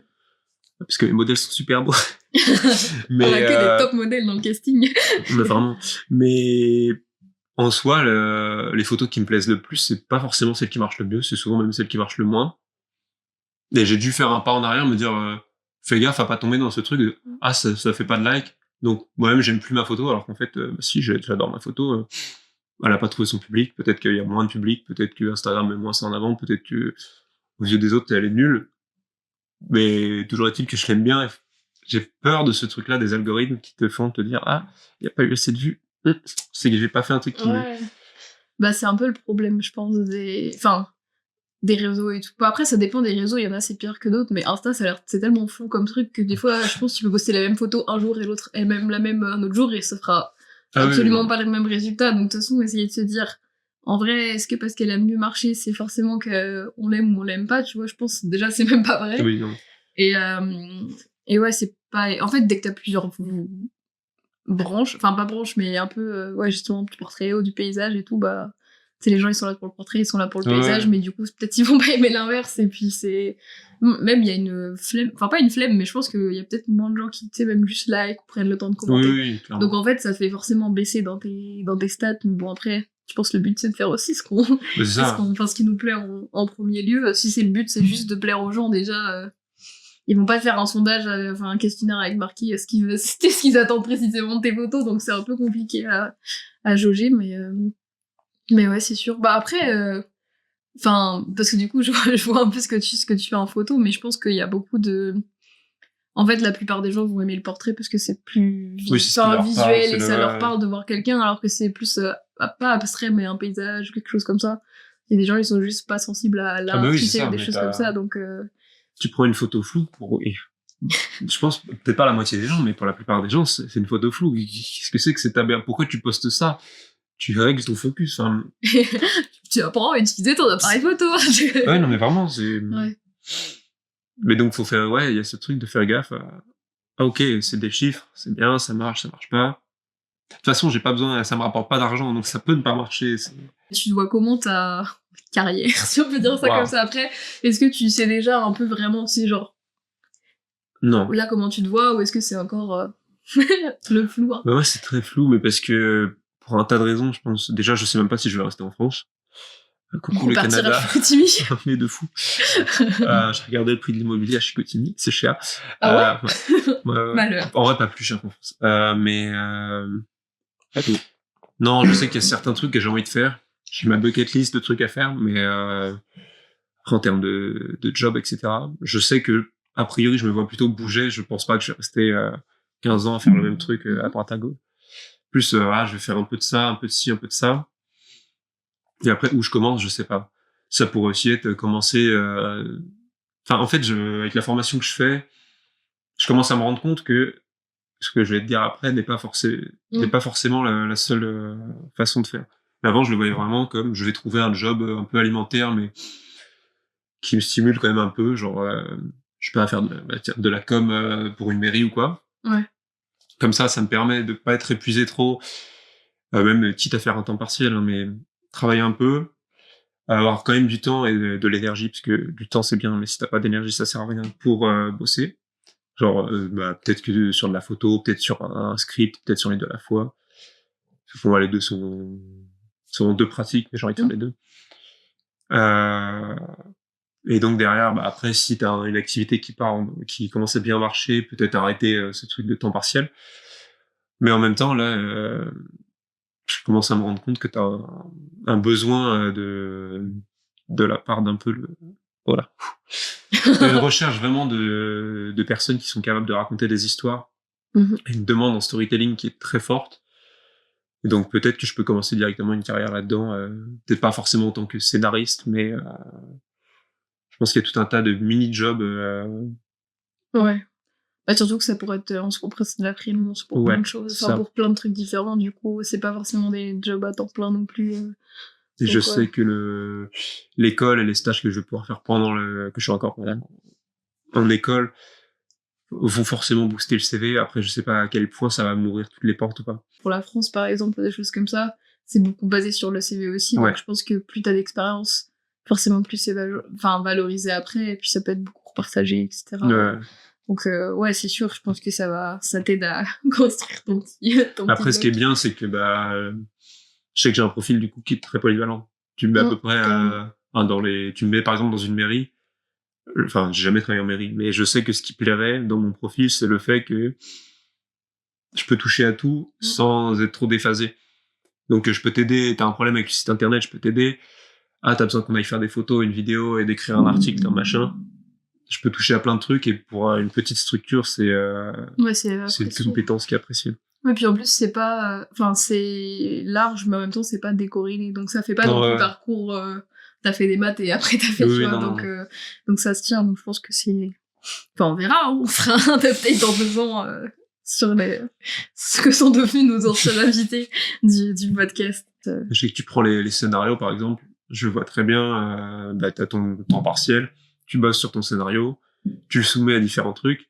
Après, si ça marche, tant mieux, peut-être que tu vas pouvoir larguer le temps partiel parce qu'on te finance pour développer le scénario. Si ça marche pas, ou bien tu le réaméliores, ou bien tu bosses sur un autre. Ouais, de toute façon, dans le milieu, je pense, un peu artistique, c'est encore pire qu'un... Ouais. Enfin, c'est sûr que c'est pire qu'un travail bien rangé, mais c'est dur à prédire, même ton emploi du temps est un peu comme ça, mais souvent les opportunités viennent... Enfin, en fait, juste si t'essayes de faire des choses, généralement, il y a toujours un truc qui finit à un moment je sais qu'à un moment donné, ça va partir. Mais plus jeune, je t'aurais dit, je veux faire réalisateur. Là, cette année, je commence à comprendre qu'en fait, commencer réal, il y en a qui le font, hein. Tu prends Xavier Dolan, par exemple, son parcours est impressionnant, mais c'est très rare de commencer réal. Peut-être que je serai réal dans 10-15 ans, mais est-ce que maintenant j'ai les compétences pour être réal? Je suis pas sûr. T'as aussi tout ce truc de tu dois... la plupart du temps, je pense que c'est bullshit de te dire faut commencer tout en bas pour arriver tout en haut. Mais je pense que dans les trucs comme le cinéma ou quoi, t'as besoin d'avoir cette compréhension des métiers. Ouais, tu dois apprendre pour les gérer, ouais. Ouais, je pense, de toute façon, il y a une espèce de hiérarchie, et même en faisant des études, enfin, je veux dire, dans la branche, dans le milieu, Mais c'est ça. Au début, t'as forcément plus fort que toi, dans le sens que juste t'as quelqu'un qui a fait 10 films avant toi, ou 10 pièces. Clairement, et puis c'est comme ça que t'apprends en bossant sur le truc, en voyant la personne travailler aussi. Ouais, puis il y a tellement de choses à faire, qui se passent en fait, que je trouve, même juste voir, observer, t'apprends beaucoup de choses, même si tu fais pas du tout, quand j'allais faire la figuration, même si c'est pas du tout le but d'être dans la technique, tu vois, faire des trucs comme ça, mais en fin de compte, tu vois tout le monde qui s'agite tout le temps, qui dit des trucs qu'au départ, tu comprends pas, des trucs comme ça, et puis petit à petit, tu fais, ah d'accord, ah ça veut dire ça. C'est des trucs tout bêtes, mais personne te l'a dit avant, quoi. Donc, tu t'es pointé au truc et on t'a dit, ok, tu fais ça et t'écoutes les signaux, et toi tu sais pas ce que c'est les signaux, tu vois. C'est à peu près ça, donc c'est sûr que si direct t'es en haut, je sais pas si le truc il tiendrait bien, je pense que pour manager bien, ouais, mais est-ce que du coup t'as eu cette... par exemple, quand t'as fait ton court-métrage, j'allais dire, tu gérais plein de trucs, t'avais 15 000 casquettes en même temps. Ouais.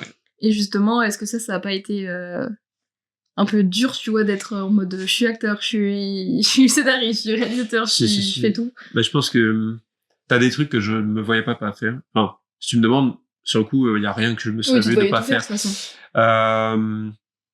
Mais maintenant, il y a des trucs, par exemple, en termes d'organisation, il aurait fallu au moins un assistant là-dessus. Ouais. Ou que je m'y mette vraiment, mais je suis mauvais en organisation. Donc ça s'apprend, mais en tout cas, il aurait fallu quelqu'un d'autre. En montage, j'aurais clairement pu bosser avec quelqu'un d'autre. Quoique, en même temps, j'ai beaucoup retravaillé le scénario au montage, si paradoxal que ce soit. Après, toute la partie scénarisation... En fait, je garderais, je pense, toutes ces casquettes, mais je rajouterais des personnes qui aident. Des sous-casquettes qui aident, par exemple, réal, je prendrais un mec qui fait un storyboard. Parce que ça me fait gagner un temps fou et que t'arrives sur le tournage, tu sais ce qu'il te faut. Je prendrais sûrement un directeur photo, un mec pour les lumières. Ouais. Oui, déléguer tous les petits... Tu fais la base et puis après, t'as des gens pour... Ah là, c'est que du coup, je faisais T'avais des sous-casquettes que je captais même pas. Qui auraient dû exister, qui n'existaient pas, et donc je me retrouvais avec du travail que j'aurais pas dû faire. Ouais. Bon, c'était le premier aussi. De toute façon, tu te plantes au début et puis après ça va mieux. Après, tu comprends que s'il y a 50 personnes d'habitude sur les tournages, c'est peut-être qu'il y a un besoin d'avoir ces 50 personnes. Est-ce que t'as des un peu recommandations j'allais dire, c'est très large, mais genre, je sais pas, je sais pas ce que tu regardes, mais par exemple, des gens que t'aimes bien suivre et que t'aimerais faire découvrir au monde. J'en ai tellement. Surtout que je suis dans la période lecture. Et voilà. C'est bien de lire. Mais j'ai redécouvert la lecture, j'adore. Alors, d'accord. Ouais, on mettra en tout. Qu'est-ce qu'on a mais là, je vais commencer par le livre que je suis en train de lire maintenant. Je l'ai pas fini, mais il faut déjà en vrai, c'est pas tout est à en tirer, mais c'est Deep Work de. Ah oui. Je connais pas le nom. New Sport Cal, je crois qu'il s'appelle. Je mettrai en dessous.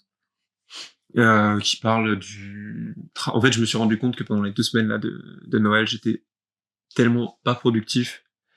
Et je me suis dit, j'en ai marre de plus être productif, je veux trouver une méthode pour que quand je travaille vraiment, je sois productif le temps de travailler, et après, je peux être pas productif le reste de la journée. Donc, je suis en train de lire ça, et c'est vachement intéressant.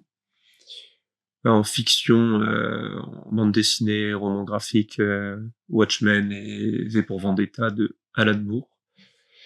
Je sais pas si t'as... Pour moi, c'est la Bible. En fait, je lis beaucoup, mais je lis pas beaucoup. J'en ai lu un peu, genre des BD et tout, mais je lis pas. En fait, peut-être, je sais pas si t'as sentiment. Genre, je lis beaucoup et très vite.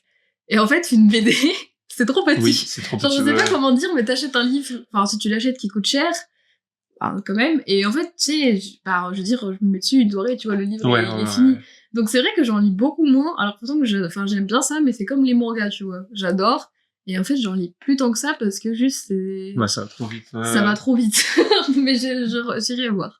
Mais ouais, ces deux-là, j'ai réussi à les caler au bac de philo, les deux. Oh, mon bac de philo. Après, j'ai calé tout et n'importe quoi. Mais j'ai eu mon bac de philo. Bah voilà. Après, qu'est-ce que j'ai? Voilà, je suis en train de lire plein de livres sur la scénarisation, etc. Mais est-ce que je recommande ça? Bah oui, en vrai, si tu veux lire des... Enfin, je pense que si tu veux toucher à la scénarisation, ça comment dire? Mais ils en parlent mieux que moi dans les... Bah déjà, Warren Hart, qui parle exactement de ce sujet-là. Ouais, j'ai pas lu, mais il a l'air bien. Il est super parce qu'il t'explique que c'est pas parce que c'est de l'art ou que t'es écrivain ou quoi que tu dois attendre l'inspiration. T'expliques que c'est en fait c'est un métier comme un autre, d'être artiste, travailler, et que bah au bout d'un moment si tu bosses pas, ça va pas tourner tout seul. Faut vraiment t'y mettre. Et là, les bouquins que je lis, notamment Story de Robert McKee sur la scénarisation, ce que j'aime bien, c'est que les mecs sont en mode pourquoi faut lire mon bouquin? Parce que tu peux être scénariste sans l'avoir lu, mais ce serait un peu une hérésie de faire un métier sans connaître tous les outils qui sont à ta disposition. Oui, tu peux construire ta maison si tu connais aucun des métiers, mais apprends à maîtriser les différents trucs et tu seras bien plus à même de construire ta maison. Ta maison sera plus droite peut-être. Voilà, ce sera pas du hasard quoi. Ouais. Et donc tout ce truc d'acquérir les outils, vraiment je sens que les outils viennent à moi et c'est ultra enrichissant. Ouais, je te montrerai un livre après, je pense que tu vas aimer. Mais je sais pas s'il existe en français. C'est sur le théâtre, mais sur ce qu'on disait un peu tout à l'heure, justement, genre comment jouer, comment... Enfin, incarner, pardon, des personnages, j'arrive pas à parler. Bah, je me rappelle jamais du nom, donc je le mettrai en dessous. En fait, c'est en gros, le prof de genre de théâtre et de jeu de tous les, genre Margot Robbie, tout ça, qui a écrit ce livre.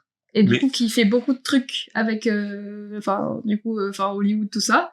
Et le livre, tu sais, genre, il y a des... Moi, je suis un peu... Toi, j'ai besoin de pratique. Si c'est un livre que théorique, je vais faire variable. Et là, il y a plein d'exos, de choses et tout. Et ça a l'air hyper intéressant. Où il y a 2 ans, j'ai lu... Alors là, c'est cliché. Enfin, je pense que le monde du développement personnel est un vaste monde de bullshit. Mais dans ce vaste monde, j'ai lu L'art subtil de s'en foutre. Ah oui. Et j'ai trouvé génial parce que... Pourquoi j'ai trouvé génial? Déjà je pense que tout le monde devrait le lire pour différentes raisons, mais une c'est pour te détacher du regard des autres et voir à quel point c'est du bullshit. Ouais. Bon là, je l'ai recommandé aussi pour là sur l'Insta justement pour le compte du podcast. Hein. Je trouve que j'ai lu son autre livre aussi. Bien sûr, je me rappelle jamais les titres. Le bleu. Ouais, le bleu. Ouais. Parce que j'ai trop mauvaise mémoire. Et en fait, c'est super intéressant. Pareil, je pense que chacun prend des choses et en prend pas d'autres et ou se dit justement au contraire, je suis pas d'accord avec ce qu'il dit et du coup ça aide, mais c'est quand même intéressant de lire des livres, même si c'est un peu cliché parfois les livres de développement personnel. Ça me fait penser que j'ai des applications à recommander. Bah franchement, moi je trouve que c'est bien d'avoir des vraies applications. Mais en fait, il y a des applications, tu me les enlèves maintenant, je ne peux plus vivre. Et ça c'est ultra cliché parce que je peux me débarrasser de mon téléphone sans trop de mal. Oui, t'en as 3. Enfin, 2, 3. T'as Notion. Moi aussi, j'adore Notion. Ah. Je suis pas encore une experte, mais j'adore. J'adore Notion. C'est excellent.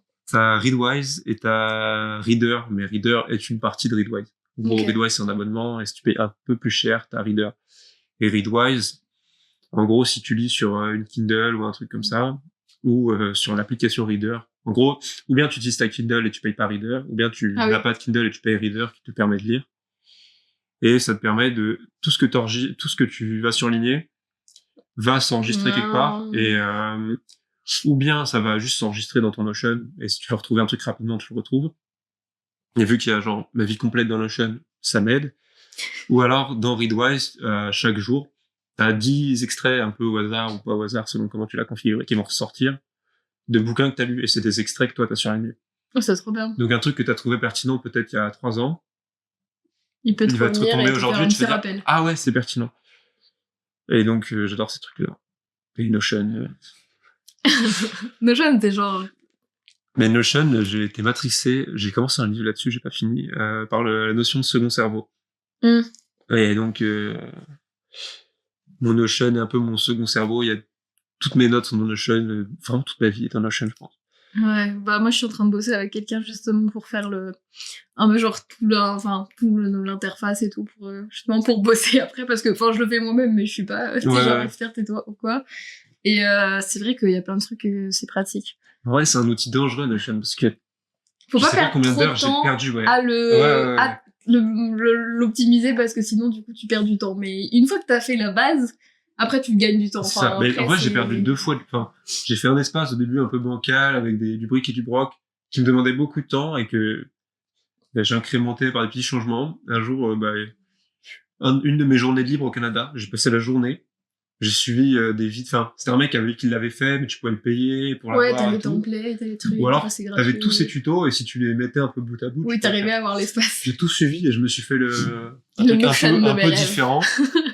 Et depuis, j'ai pas retouché. C'était il y a 2 ans. Depuis, juste, je l'utilise, c'est parfait. Ah non, c'est pas mal. Moi, ça m'a permis d'apprendre un peu à mieux m'organiser. Ah ouais. Parce que j'arrive pas à comment on appelle ça? Tu sais, genre à cadrer mon temps. Enfin, en fait, c'est pas que je vais pas forcément travailler, c'est que je vais me dire, ok, tu sais, aujourd'hui, je vais faire ça. Et en fait, tous les jours, il reste genre 10 tâches que j'ai pas faites. Et puis, au bout d'un moment, je me suis dit, tu sais, il y a peut-être un problème si c'est pas que Déjà, j'ai un peu du mal à me concentrer, ça, c'est autre chose. Mais au bout d'un moment, c'est pas normal que quand tu fasses ta to-do list tous les jours, t'aies pas fait la moitié de tes trucs s'il y a pas d'éléments extérieurs. J'avoue, je suis pas très lecture sur le digital. J'avoue, j'ai un peu un problème avec ça. À la base, je suis totalement comme toi. Mais, déjà, les livres, c'est cher. Ah, mais oui. Non, c'est sûr. Et en digital, c'est moins cher, voire c'est gratuit. Oui. Pour certaines personnes. Et le fait juste de pouvoir, après, avoir mes notes, tout au même endroit. Ah oui, une dernière application, c'est, enfin, n'importe laquelle, mais c'est d'avoir un cloud. J'ai quasiment plus rien de physique sur mon Mac. Tout est sur mon cloud. Enfin, si tu vas dans mes fichiers, t'as l'impression que tout est là, mais en fait, rien n'est là, tout est sur le cloud. Ouais. Oui, ça te décharge. Et donc, je sais que si demain je pète mon Mac, alors, tu retrouveras... oui, je suis dégoûté parce que je dois payer, machin. Mais en vrai, j'ai pas tant le seum que ça parce que je sais que j'ai rien perdu. Et c'est pratique si j'ai besoin de récupérer une photo, un truc, je sais pas, un scénario rapidement. Je l'ai sur mon téléphone, je l'ai sur mon iPad, je l'ai sur n'importe quoi. Si tu vas ailleurs, genre tu peux récupérer sur n'importe quel ordi. Et pour partager les fichiers, clic droit, copier, je peux l'envoyer à n'importe qui, un lien. Et pour ça, je sais pas, mais je crois que j'ai payé 70€ pour 1 an pour avoir 3 Tera. Ouais, ce qui est 3 fois le temps. Tu payes un disque dur à 3 Tera, je veux dire, t'es large au-dessus. En fait, j'avais par exemple Métamorphose, pendant 4 ans, il était sur un seul disque dur, sans aucune backup.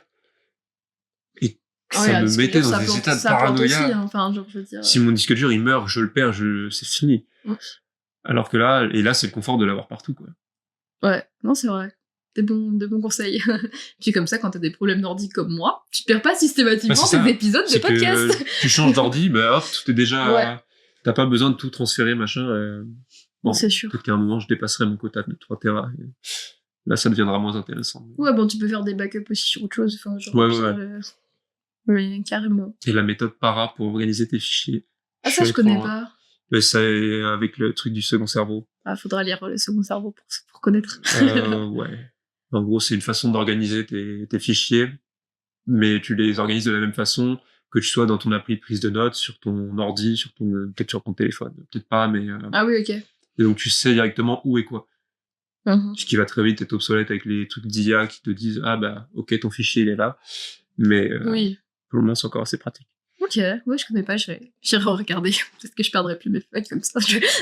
Moi, c'était infernal. Je perds tout dans mon ordinateur. Là, je perds mon...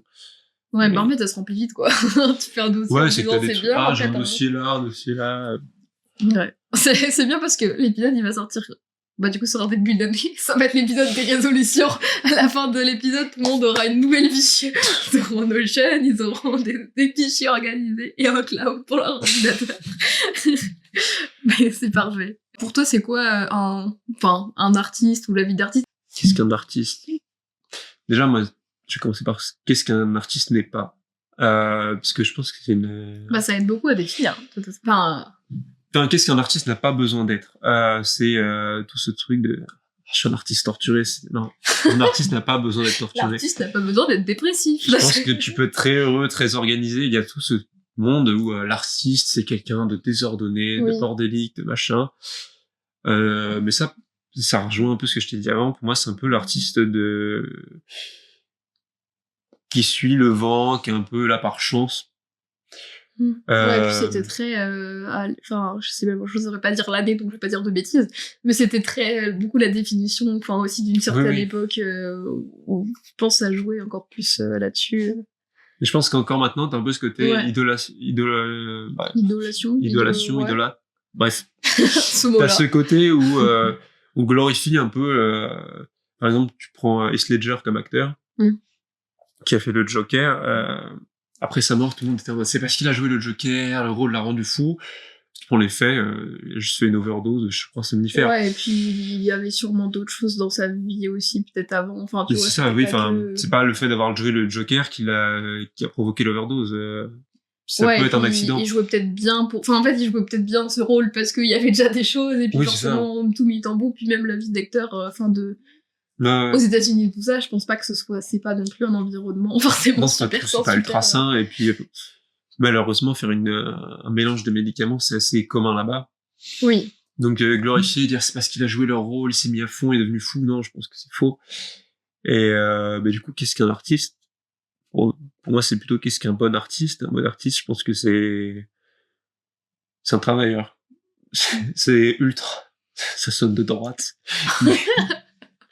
Mais c'est quelqu'un qui va avoir une certaine rigueur de se dire je vais travailler, c'est pas c'est une passion, oui, mais je vais la prendre sérieusement. Si c'était une passion, j'investirais pas autant de temps, là c'est être sérieux, c'est te dire si je n'ai pas de métier et que mon boulot c'est ça, j'ai un créneau dans ma journée qui est alloué à ça. C'est pas forcément avoir une journée type celle d'un travailleur qui va faire du 9h à 7h, ça peut être faire du j'en sais rien, 7h midi et ne pas travailler l'après-midi pour faire autre chose.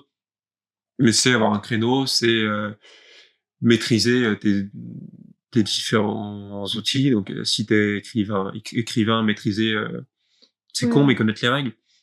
Parce que il y a beaucoup ce truc moi je veux faire un film d'art, je veux pas faire un truc d'Hollywood. Ouais, mais faire un film différent pour le simple propos de faire un truc différent, ça mène des pas ouf. Je pense qu'on a besoin de vraiment maîtriser les outils et de connaître les règles, parce que tu peux enfreindre la règle, mais si t'enfreins la règle sans savoir que t'es en train de l'enfreindre, t'es juste t'es un amas, pas dans un premier temps, faut toujours mieux apprendre, quoi. Enfin, apprendre les bases, quitte à après pas vouloir faire les bases ou les règles. Tu peux apprendre en faisant, tu peux faire et apprendre, et tu peux aussi t'as des livres, des vidéos, des trucs à avoir vus. Oui, et comme ça, si tu fais une erreur, enfin, si tu enfreins une règle, un amateur qui enfreint la règle, c'est parce qu'il la connaît pas. Je pense faut différencier l'artiste amateur de l'artiste professionnel, et que la seule différence, c'est à quel point t'es sérieux, et être sérieux, c'est connaître les règles, c'est pas que des règles. Règles, ça sonne scolaire, mais c'est connaître ton milieu, ton machin, tes techniques. Ce qui veut pas dire qu'après t'es obligé de les respecter à la lettre. Au contraire. Ouais, non, je suis d'accord. Enfin, je trouve que ça semble logique que si on dit tu vas être physicien quand tu vas apprendre la formule, même si après tu vas chercher des trucs qui n'existent pas. Donc, c'est la même chose. Tu peux pas réaliser des films si tu sais pas utiliser utiliser ta caméra, tu vois, ça semblerait totalement impossible, quoi. Mais puis, moi, je connais beaucoup de gens qui me disent non, mais j'ai besoin d'attendre l'inspiration. En tout cas, de mon expérience propre, les moments où j'ai été le plus productif, où j'ai écrit le plus de scénarios, etc. Donc, quand je te parle purement scénario, c'est les moments où j'écrivais chaque jour, parce qu'en fait, déjà, t'es un cercle vertueux. T'as ce cercle vertueux, ça fait une semaine que t'écris non-stop, t'es en mode je vais pas m'arrêter aujourd'hui. C'est ce truc de, un peu, c'était Snap-Flamme. T'es obligé d'aller plus loin, de continuer pour... Snap-Flamme de l'écriture. Mais moi, c'est le conseil que je donnais à des potes qui me disaient qu'ils voulaient écrire. Ils disaient, mais là, j'ai plus d'inspi. Écris quand même. Ouais, mais là, je suis bloqué. Écris quand même. En fait, tu vois que si tu te forces un peu, peut-être tu vas bloquer un moment, mais tu vas... Enfin, il y a quelque chose qui va sortir à un moment, et même si c'est pas ta phrase ou ton... c'est ça, ton truc, pour moi, c'est... fini, le lendemain, tu auras peut-être plus d'inspi. T'écris, je sais pas. Moi, quand j'écrivais vraiment à fond, j'étais à 2 pages par jour minimum. Je savais que si j'avais pas fait mes 2 pages, je faisais pas l'activité suivante. Et quand mes potes me disent mais non, mais là je suis bloqué, Ouais, je dis mes potes, j'ai un pote qui m'a dit ça. Mais pour moi, c'est tous les potes en ont Non, mais j'ai différents potes. Les potes qui vont regarder cet épisode en se disant je vais pas des amis. Mais en vrai, c'est plus que moi, je vais les encourager à écrire 2 pages. Garder cet objectif de 2 pages. Et quand t'arrives au truc de la page blanche, écris 2 pages qui seront probablement merdiques à souhait, mais derrière, tu peux te dire, ok, c'est exactement pas là que j'ai envie d'aller. Et peut-être que le lendemain, tu vas réécrire 2 pages nulles, mais c'est pas là, et finalement, tu trouves la voie. Ouais, t'en tires quelque chose, puis des fois, t'as des trucs qui... Enfin, je pense que c'est vrai que des fois, tu fais, je sais pas, un truc qui n'a rien à voir et t'as eu un speed d'un truc parce que... Je sais pas, c'est comme ça que ça se fait, mais c'est pas forcément toujours le cas, et tu peux pas... Enfin, si t'es professionnel, tu peux pas baser ta carrière sur le fait que au moment où tu vas sortir promener ton chien, c'est sûr que tu vas voir le scénario qui va venir dans ta tête. Sinon, t'y arrives pas, quoi. Mais par contre, je pense qu'il est primordial de sortir promener ton chien. Oui, je pense que si tu passes ta vie, t'as des gens aussi dans ce cliché d'artiste où c'est le jour la nuit. T'es artiste et t'es que ça. Donc t'as de la place que pour l'art, que pour ça. Je pense qu'il faut que t'aies une vie saine, donc t'as besoin de sortir, de t'aérer, de faire du sport.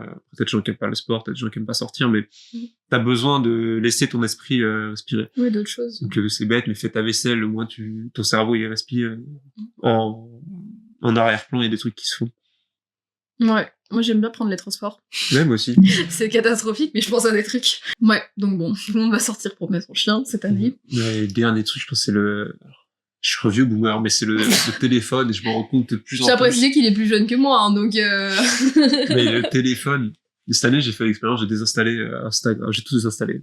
J'ai même plus Chrome sur mon téléphone, j'ai que Safari, que je déteste. Et juste pour voir. Et en fait, ce qui est très marrant, c'est que je passais 3 à 4 heures sur mon téléphone. Là, je passais 4-5 heures sur mon téléphone, là, je suis à 2-3 heures. Sur les applis, donc bizarre. Mais ça veut dire que je gagne en gros 2 heures par jour. Et là où c'est merveilleux, c'est que c'est les 2 heures qui me manquaient pour, par exemple, me coucher super tard. Parce que j'étais en mode, ouais, mais j'ai rien eu le temps de faire de ma journée. Oui. Donc je vais regarder un épisode. Et là, j'ai 2 heures où je choisis de mettre mon temps, pas dans mon téléphone où je maîtrise rien, j'ai perdu 2 heures. Ouais. Je choisis de les mettre dans mon film, je choisis de les mettre dans une sortie où j'ai un travail, je rentre, je suis un peu fatigué et je scrolle sur TikTok. Ah non, je choisis de me remettre à mon bureau et de travailler pendant 1 heure. Et en fait, c'est débile, mais te rendre compte à quel point le temps qu'on a l'impression de ne pas avoir, on peut l'avoir facilement, en fait. Ouais. Bah, c'est juste de la réorganisation en soi. C'est rare d'être... Enfin, il y a des gens vraiment très très occupés, mais c'est rare d'avoir... Enfin, même quand t'es encore étudiant ou quoi, c'est rare d'avoir... À moins d'être en médecine ou un truc comme ça, c'est rare de pas avoir 1 ou 2 heures dans ta journée pour faire des choses. Puis Instagram et TikTok... Ouais, le truc c'était ouais, mais les messages d'Instagram, après les gens ils me contactent, je les vois pas. J'ai une appli qui récupère mes messages d'Insta, qui me les envoie comme si c'était mes messages, quoi. Je vais plus sur Instagram et donc je me perds pas sur l'appli. On ira autre part. C'est ça, moi je sais que tu m'envoies un message sur n'importe quelle appli autre que message, le téléphone il sonnera pas, il mettra rien. Par contre si tu m'appelles, je suis toujours en silencieux, mais tu m'appelles, ça va sonner. Mais moi je le vivais super. Si je me couchais avant 2 heures du matin, j'étais en mode oh non, je suis vraiment une personne trop nulle. Oh. Ah non, moi je suis une mamie, hein. Moi si je me couche à 22h, je suis bien, hein. Genre là je suis bien. J'aimerais bien. Mais parce que je sais que je travaille pas bien le soir. Un dernier tips, j'ai enlevé WhatsApp de mon ordi. Mais donc je l'ai pas encore testé. Enfin, le simple fait d'avoir j'avais WhatsApp et ma messagerie qui remplace Instagram. Et du coup j'étais en train de bosser, j'allais voir si j'avais pas un message. Bah non, non en fait. Là j'ai plus autre part que sur mon téléphone WhatsApp et toutes les applis de messages. Mon téléphone, il est à l'autre bout de la pièce, et donc, je suis en train de travailler, je finis mon travail, et après, je vais voir. Ouais. Mais donc, t'as pas ce truc de déconcentrer. Après, t'as des gens, c'est les mails. Moi, je veux pas avoir mes mails. Je loupe plein de trucs, mais... Ouais, mais je pense que dès que t'enlèves un peu les distractions, ça aide. Moi, c'est pour ça que j'avais mis... Tu sais, j'ai paramétré tout mon téléphone, genre le matin, quand je me réveille, je sais que, genre pendant 1 à 2 heures où je me réveille, il y a pas les notifs, par exemple. Enfin, même quand tu s'allumes, pareil le soir, des trucs comme ça, et du coup, je sais que, ok, si je vais aller sur mon téléphone, tu sais, je vais y aller, donc je vais regarder. Mais au moins, si je fais mes trucs, tu sais, juste parce qu'ils s'allument pas, je veux pas forcément aller voir un truc comme ça. Donc c'est pareil, pendant 2 heures, je suis en mode, tu sais, il se passe rien, je me dis, il se passe rien, donc je vais pas regarder. Et l'ordi, c'est quand même chaud, parce que t'as full distraction, Et en même temps, c'est le meilleur outil de travail parce que bah, t'as accès à tout. Je sais que je peux, enfin, si je peux écrire sans internet, mais souvent je vais aller vérifier parce que j'ai besoin d'être sûr que ce que j'écris là, c'est correct avec ça. Ouais, mais est-ce que je vais pas me perdre sur YouTube entre deux? Si j'ouvre YouTube, est-ce qu'il va pas me recommander un truc? Ouais, c'est dur de faire la séparation des trucs, mais en même temps, quand t'as rien, je sais pas, c'est dur aussi des fois. Enfin, moi, je sais que je lisais en anglais au début, et en fait, du coup, tu sais, je me disais, ok, je sais bien, je coupe mon ordi, je coupe mon tel et tout, genre parce que je lis. Et en fait, tu sais, t'as besoin de chercher un mot ou un truc, donc est-ce que tu regardes pas ton mot du coup, ou est-ce que tu vois? Donc c'est des trucs comme ça qu'il faut un peu, c'est pour ça. Mais... pour ça que je lis en digital. Ouais. Sur l'appli, il y a un petit truc, je sais pas comment ça s'appelle, c'est un genre de petit fantôme. Tu surlignes un passage. Si t'as pas compris, il te dit non, parce que j'ai pas trouvé comment il traduisait, mais il me réexplique le passage autrement. Et pour le français, ça va. Pour l'anglais, je suis en mode, merci d'être là. Merci d'exister, petit fantôme. C'est des moments, des tournures de phrases. Ah, waouh! Ouais, non, c'est vrai. J'essaierai. Bah, je sais pas si t'as encore quelque chose à dire ou pas. L'épisode doit faire 3 heures. J'ai tout dit. J'ai tout dit. Bah, du coup, je pense que, je mettrai tes sites, réseaux sociaux, etc., comme ça, pour aller voir le court-métrage, les photos, après tout. Et puis voilà, bah merci d'être venu discuter avec moi et d'avoir tenu 1h36 de ma caméra. J'ai jamais tenu autant, je pense. Jamais tenu autant. Ouais, mais je pense que le format du podcast, ça aide à parler. Ouais. Genre, il y a plein de gens, ils me disent, je vais pas parler, et puis après, ils sont là, ils sont comme à la maison, on pourrait faire 3 heures, tu vois, d'épisodes. Mais en tout cas, c'était super cool. J'avais jamais fait encore avec... j'avais déjà fait un peu photo, mais jamais vraiment genre théâtre, même réalisation et tout. Je pense que ça va être intéressant. Et puis, c'est la session des épisodes avec des bonnes résolutions. J'ai l'impression l'invité précédent était déjà en mode, il y a jamais pas le temps, c'est juste que vous prenez le temps pour autre chose. Donc là, tout le monde va filer droit. 2025, c'est l'année. Donc, merci beaucoup. Et puis, pour les autres, ce sera dans 2 semaines, prochain épisode, si tout va bien et que tout s'est bien passé. Donc, voilà. Merci beaucoup. Merci.